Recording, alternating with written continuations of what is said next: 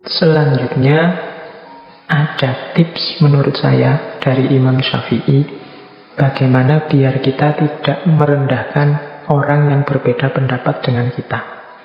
Bagaimana agar kita tidak merasa sombong di hadapan dia. Ada satu adagium yang terkenal sekali dari Imam Syafi'i, yaitu pendapatku benar namun mengandung kemungkinan salah. Dan pendapat orang lain salah, namun mengandung kemungkinan benar. Jadi, perbedaan pendapat itu seringkali berawal dari beda orientasi berpikir, beda sumber yang diambil, beda sejarah atau pengalaman yang dialami. Sehingga, kadang-kadang dalam satu pendapat yang kita anggap sudah benar, tapi begitu situasinya berubah, begitu sudut pandangnya berubah, begitu sumbernya kita ganti, ya jadinya kurang relevan. Jadi sebenar apapun pendapatku, ya mengandung kemungkinan salah. Sebaliknya, sesalah apapun pendapatnya orang lain, namun mengandung kemungkinan benar. Bisa jadi kalau situasinya pas, kemudian ruang dan waktunya memungkinkan, yang sama sekali salah itu sedikit-sedikit ada unsur benarnya. Yang sama sekali benar, sedikit-sedikit ada unsur kelirunya. Wong kita ini manusia biasa. Kesadaran semacam ini penting untuk tidak membuat kita angkuh, tidak membuat kita merasa kitalah satu-satunya yang paling benar. Pendapat kita juga ada titik-titik lemahnya. Wong kita ini manusia. Pendapat orang lain yang kita anggap salah, ada titik-titik benarnya. Ya teman-teman bolehlah mulai mendeteksi misalnya acara-acara di TV yang dalam bentuk debat, dalam bentuk dialog yang kelihatan kontras sekali pendapatnya. Itu kan kalau kita mau jujur, setiap pendapat itu ada unsur benarnya, ada unsur salahnya. Dalam hal tertentu baik dan benar, tapi dalam hal tertentu juga tidak relevan, tidak cocok, tidak sesuai. Nah, ini menurut saya tips yang penting dari Imam Syafi'i agar kita tidak mentang-mentang. Pendapatku benar, saya yakin pendapatku ini benar, makanya aku ambil yang ini, aku pedomani yang ini, aku yakini yang ini. Tapi aku ini manusia biasa. Ada titik-titik salahnya, ada titik-titik lemah dan kelirunya. Maka pendapatku benar, tapi mungkin juga ada unsur-unsurnya yang salah. Pendapatnya orang lain salah, tapi sangat mungkin juga dalam hal tertentu, di titik tertentu, dengan sudut pandang tertentu, pendapat itu ada benarnya juga. Nah, jadi ini nasihat-nasihat yang berkaitan dengan ilmu. Ini kalau kita urut dari depan tadi yang tentang ilmu, kita ulang lagi ya. Jadi yang pertama, ayo serius belajar. Kalau tidak, kita akan menanggung perihnya kebodohan. Kemudian kalau kita belajar, harus siap menyiapkan 6 bekal. Kecerdasan, kesungguhan, kesabaran, modal, guru, dan juga waktu. Kemudian bersihkan diri, karena maksiat menghalangi masuknya ilmu. Nah, kalau tadi yang 6 tadi bekalnya, yang maksiat ini penghalangnya yang harus dihindari. Terus kalau memang harus diskusi, berdialog, berdebat, lakukan dengan baik. Jangan sekedar berbantah untuk mencari kemenangan dan menjatuhkan pendapat lawan. Kalau memang harus menasehati yang berhubungan dengan aibnya saudaramu, nasihatilah secara tertutup. Biar nasihat tidak berubah jadi penghinaan, tidak berubah jadi pembongkaran aib. Kemudian yang terakhir dalam ranah ilmu, yakinilah bahwa pendapatmu yang benar, makanya engkau harus yakin, tapi juga sadarilah dalam pendapatmu sangat mungkin ada kemungkinan-kemungkinan keliru. Engkau pasti juga yakin pendapatnya orang lain itu salah, tapi siapa tahu ada titik-titik tertentu dalam pendapat orang lain itu yang benar. Oke, jadi ini hikmah di ranah ilmu. Kita lanjutkan sekarang. Hikmah di ranah sosial, hubungan dengan orang lain. Ada beberapa wasiat dan nasihat dari Imam Syafi'i yang menurut saya penting dalam rangka berhubungan dengan manusia yang lain. Ini Semoga yang saya pilih ini hal-hal yang relevan untuk hidup kita hari ini. Ini kan hari-hari ini kita mulai agak panas, agak sering tabrakan, konflik pikiran, apalagi di medsos itu kencengnya luar biasa. Semoga tidak merantak, semoga tidak meluas ke ranah real. Biarlah dunia maya saja yang ramai, dunia nyata kita dunia yang damai, yang rahmatan lil alamin. Oke, ada beberapa tips dari Imam Syafi'i sehubungan dengan hal ini, hubungan dengan manusia yang baik. Katanya Imam Syafi'i, siapa yang menginginkan husnul khotimah di penghujung umurnya, hendaklah ia berprasangka baik kepada manusia. Husnul. Nah, ini jadi kunci hidup tentram. Ya kalau hidup kita tentram kan husnul khotimah. Jadi kuncinya ternyata husnuzon, prasangka baik kepada orang lain. Saya tidak tahu hari ini situasi dunia kontemporer itu sering menyeret kita untuk berprasangka buruk pada orang lain. Di luar rumah kita lebih sering merasa tidak aman dan tidak nyaman dari hadirnya orang lain. Ini membuat hidup kita tidak tentram. Maka katanya Imam Syafi'i, prasangka baik itu jadi kuncinya husnul khotimah. Pagi-pagi dengan begitu rajinnya bersih-bersih kamar, bersih-bersih kos-kosan. Loh, ini kan sebenarnya hakikat perbuatannya baik, tapi kadang-kadang pikiran kita itu membunyikannya secara berbeda. Orang yang perspektifnya suudzon, ya mungkin alah cari muka. Ini namanya prasangka buruk. Bahkan tindakan yang baik sekalipun, ya kalau pikiran kita suudzon, ya kita bunyikan dia jadi jelek. Jadi suudzon itu kan menggunakan kacamata buruk, sehingga apapun akan kelihatan buruk, bahkan yang baik-baik. Ada temenmu tiba-tiba rajin ke masjid, ya engkau melihatnya ala pencitraan. Jadi begitu kacamata yang kita pakai adalah kacamata kebencian, kacamata suudzon, maka apapun yang terlihat akan berbunyi buruk dan layak kita benci. Tapi kalau kita balik, kacamata yang kita pakai adalah kacamata kasih sayang, kacamata rahmat, maka apapun yang kita lihat akan membuahkan cinta, kasih sayang, dan ketentraman. Sehingga katanya Imam Syafi'i, kalau ingin husnul khotimah, ya hidupkan lagi prasangka yang baik.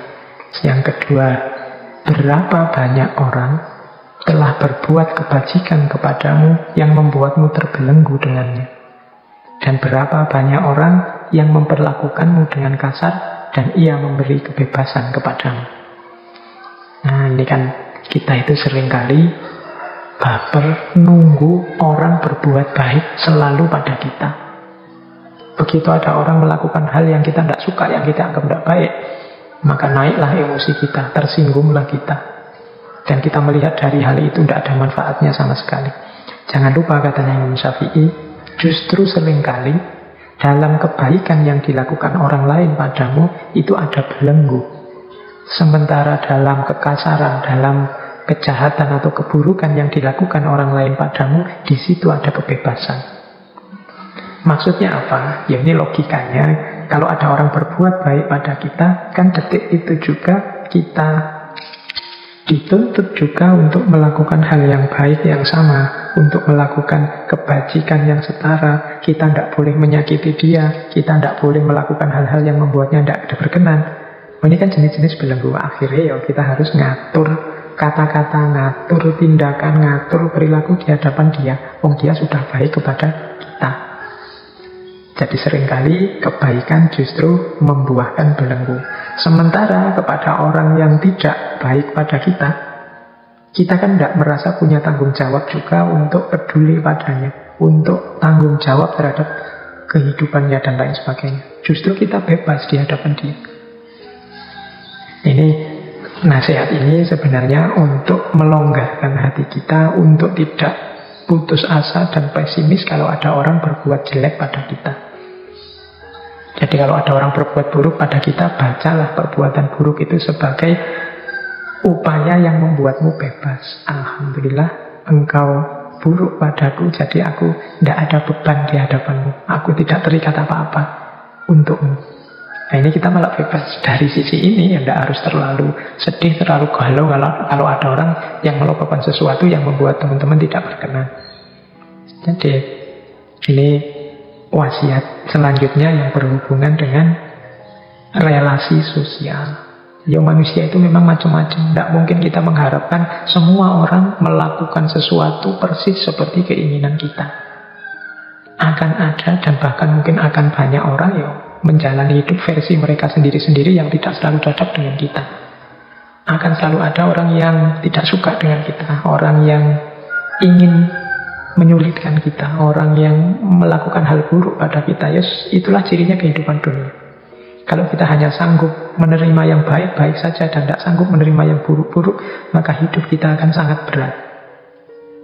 Padahal hakikatnya kalau orang memberikan yang buruk pada kita, maka kita bebas. Tidak ada tuntutan kewajiban apapun di hadapannya. Tapi pada orang-orang yang sangat baik pada kita, melakukan kebajikan pada kita, di situ ada banyak tanggung jawab moral yang harus kita lakukan. Nah, dari sisi ini maka harusnya kita tidak putus asa. Harusnya kita tidak sedih kalau ada orang melakukan hal buruk pada kita. Justru mungkin terima kasih karena engkau sekarang membuatku bebas. Jadi itu yang kedua. Yang pertama tadi berprasangkalah yang baik. Yang kedua, luaskan hatimu. Jangan hanya mau menerima yang baik-baik, tapi juga maklumilah yang buruk-buruk. Karena justru yang buruk itu seringkali memberikanmu kebebasan. Yang ketiga, sebesar-besar aib adalah engkau mengira keburukan orang lain, sedangkan keburukan itu sendiri terdapat dalam dirimu. Ini bagi Imam Syafi'i, ini mbahnya perilaku yang buruk.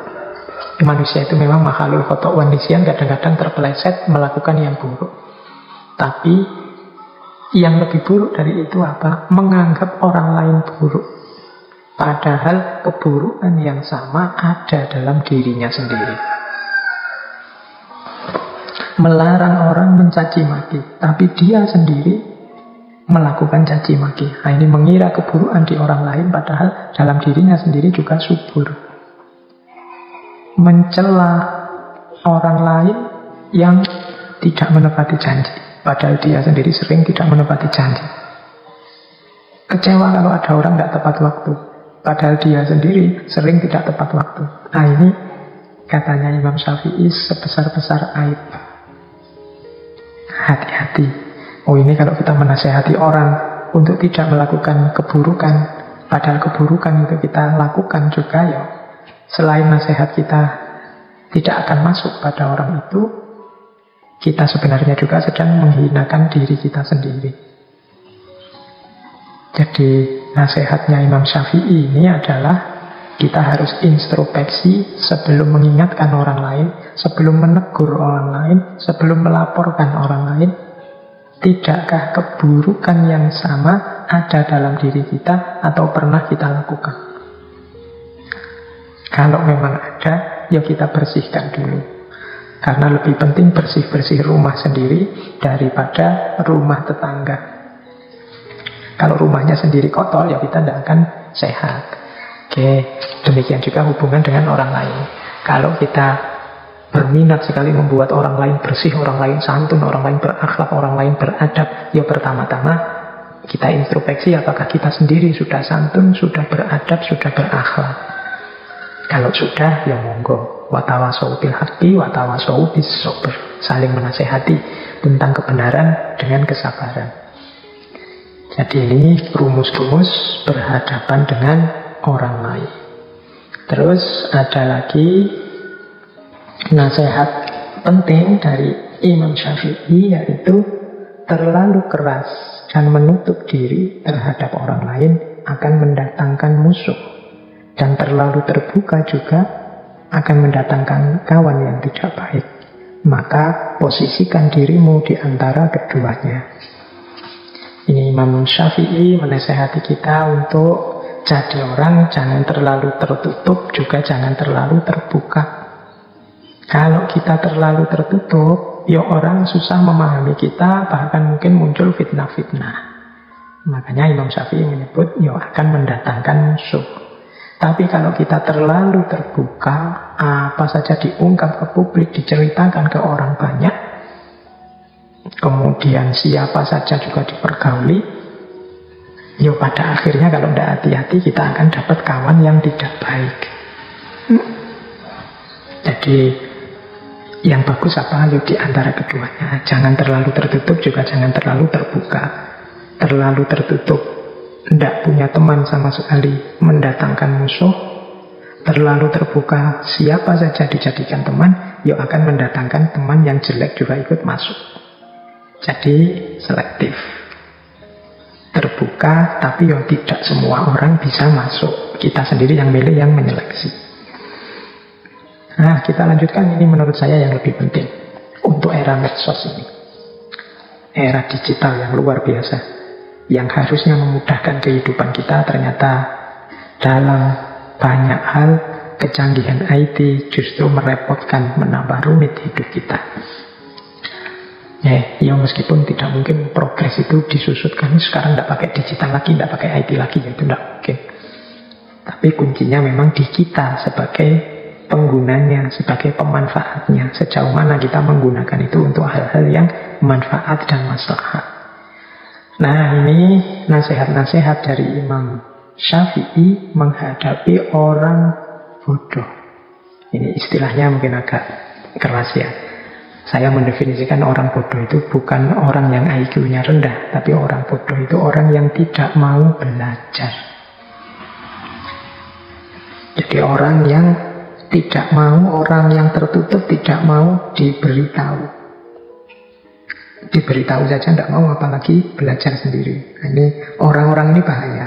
Apalagi kalau orang-orang ini orang yang merasa bahwa dirinya sudah tahu, dirinya sudah pinter, dirinya sudah benar, sudah baik. Nah, ini lebih gawat lagi. Nah, Imam Syafi'i memberi beberapa tips menghadapi orang semacam ini. Yang pertama, kata Imam Syafi'i, janganlah engkau menyampaikan pendapat kepada orang yang tidak menghendakinya. Engkau tidak akan mendapat pujian, pendapatmu pun tidak akan berguna. Jadi kalau memang jelas orang ini sudah tertutup, diberitahu tidak bisa, dinasehati mental, tipenya memang sudah seperti itu, ya kita jangan capek-capek, kata Imam Syafi'i, menyampaikan nasihat-nasihat atau pendapat-pendapat padanya. Karena tidak akan ada gunanya. Engkau pun tidak akan dipuji. Bahkan mungkin yang kau dapat hanya sakit hati, karena dia akan menertawakanmu, dia akan menganggapmu rendah, lemah, dan lain sebagainya. Jadi ya sudahlah, ada titik di mana kita berpikir taktis, strategis dalam kebaikan. Antara lain, tidak usah capek-capek menasihati orang yang tidak mau, orang yang menutup diri. Cari strategi yang lain yang lebih efektif. Karena nasihatmu tidak akan berguna, engkau pun tidak akan dapat pujian. Itu nasihat pertama. Bertemu orang-orang yang tidak pintar, orang-orang yang tertutup.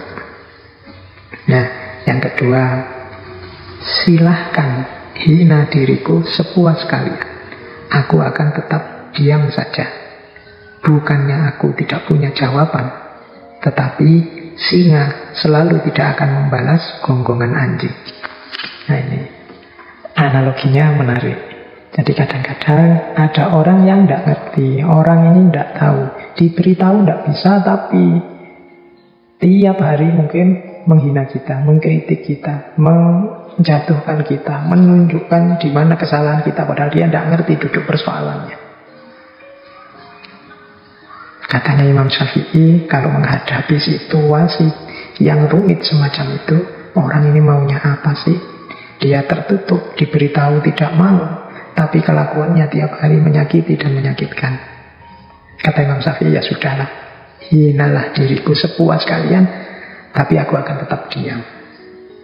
Bukannya aku tidak punya jawaban, tetapi singa selalu tidak akan membalas gonggongan anjing. Jadi menggonggonglah sepuasmu. Toh engkau diingatkan juga tidak mau, engkau diberi tahu yang benar juga tidak mau. Kalau engkau memang puas dengan menghina, hinalah diriku sepuas mungkin, dan aku akan tetap diam. Karena kalau aku menjawab, membalas, yang terjadi biasanya kontraproduktif. Engkau semakin panjang ngomong, engkau semakin tidak karu-karuan. Tunggulah sampai gonggongan anjingnya berhenti, baru singa menyala. Mungkin teman-teman punya situasi, nanti mengalami situasi semacam ini.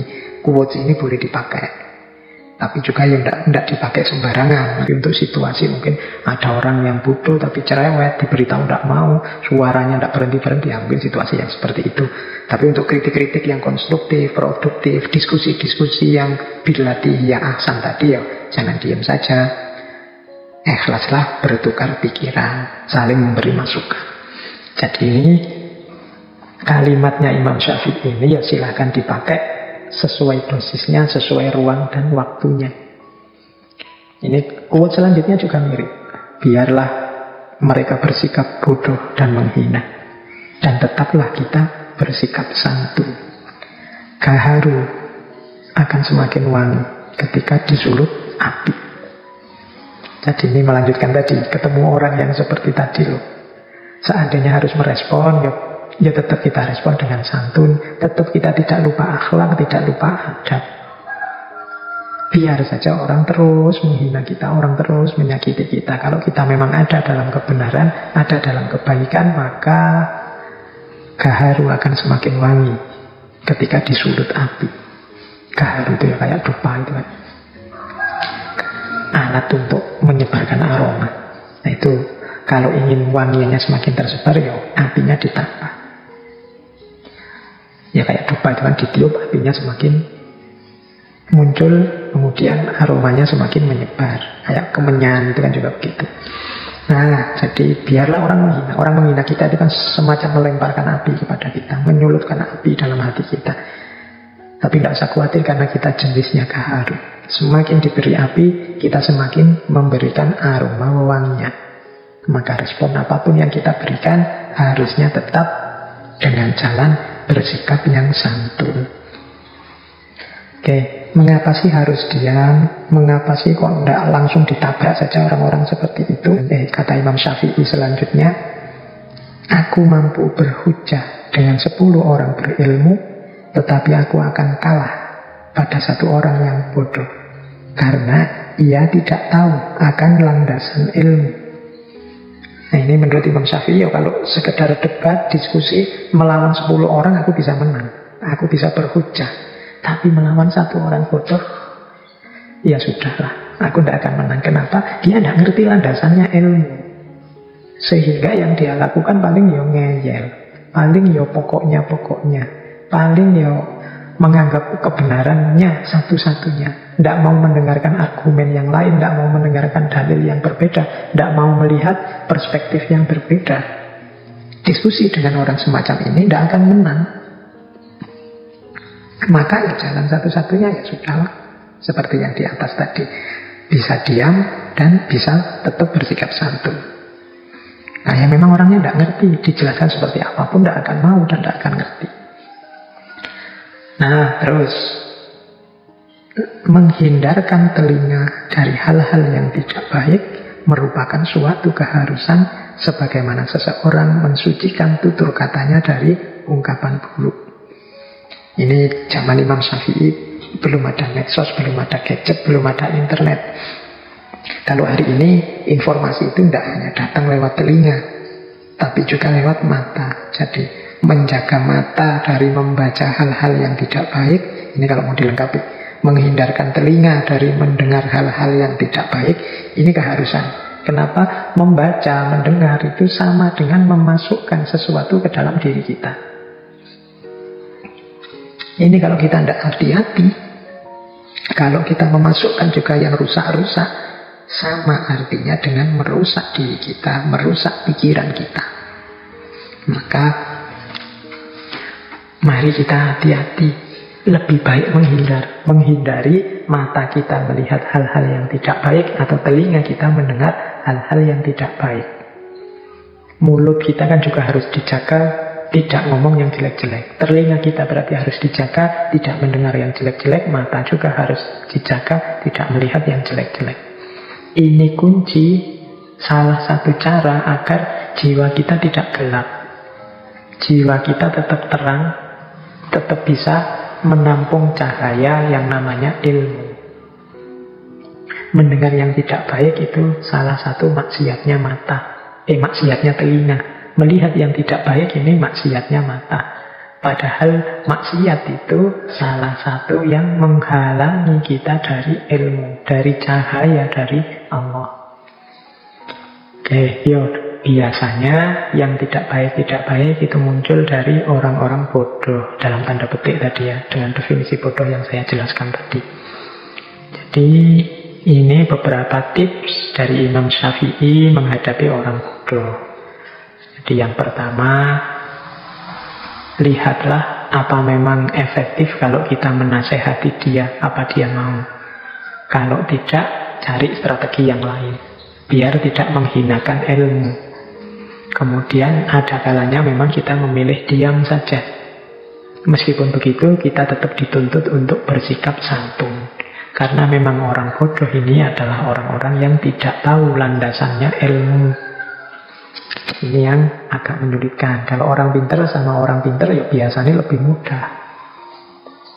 Bahkan ada adagium al-alim wal-alim kafa bil isyarah. Orang sama-sama pintar itu mungkin menasehatinya nggak pakai kata-kata yang panjang lebar. Dengan isyarat-isyarat saja sudah masuk nasihatnya.